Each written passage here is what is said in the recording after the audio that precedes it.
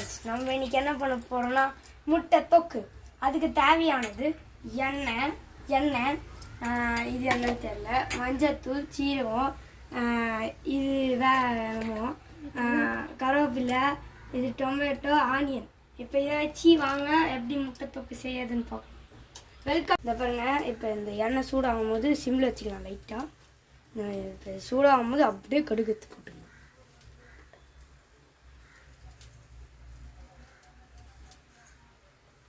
இங்கே கேட்கலாம் நான் அதுக்கு சமைக்கிறேன்னு.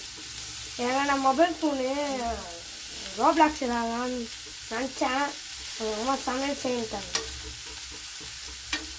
பாருங்க, எப்பவுமே சால்ட்டு கம்மியாக தான் சாப்பிடுவோம். அதாவது நம்ம தேவையான அளவுக்கு சால்ட் எடுத்து இதை அப்படியே போட்டுக்கலாம். இப்படி நீங்கள் போடும்போது அப்படியே இப்படி போடணும். இல்லைன்னா உங்களுக்கு அது நல்லா ஸ்ப்ரெட் ஆகாது. ஏன்னா நம்ம இப்படியே ஸ்ப்ரெட் பண்ணிட்டோன்னா வர்றது நல்லா வரும். எல்லாம் மெயின் டீட்டெயில். எல்லாம் குழம்பு வைக்கிறது வேஸ்ட்டு, பார்த்துக்கணும்.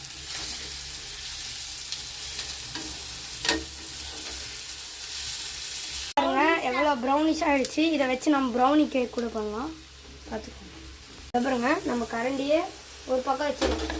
ஏன்னா நம்மளுக்கு செய்யறது கன்ஃபியூஸ் ஆகிடும். அப்புறம் ஒரு ஸ்டைலாக இருக்கணும் போடுறது. அப்புறம் அது எடுத்து அந்த ஜூஸ்லாம் வரக்கூடாது. அது போட்டால் அப்படி போடணும். மொத்தத்தை அப்படியே போட்டுருங்க. போட்டு இந்த கரண்டி எடுத்துக்கோங்க. இதை பாருங்க, நம்ம கிட்ட இந்த 2 மிளகாய் இருக்குது. இந்த 2 இருக்குது. இந்த 2ல் ஒன்று கடையில் வாங்குறது, ஒன்று வீட்டில் இருக்கிறது.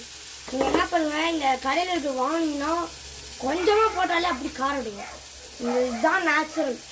இதுதான் வெயிலில் காய வச்சு எடுத்துகிட்டு போய் கொடுத்தீங்கன்னா நேச்சுரலாக வரும். பாருங்கள், இதை பாருங்கள், இது ஒரு மாதிரி இருக்கும்.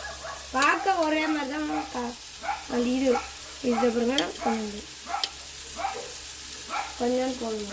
அப்படியே ஸ்டைலாக போடணும். ஸ்டைலாக இருக்கணும்.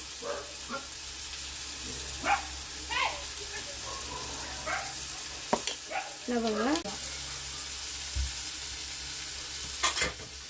போட்டாச்சு. மிக்சி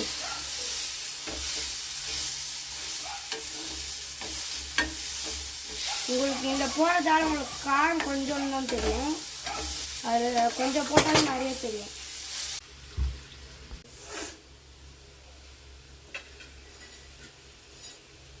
இந்த பாருங்க, எங்களுக்கு இந்த மாதிரி இருக்குது. அதால்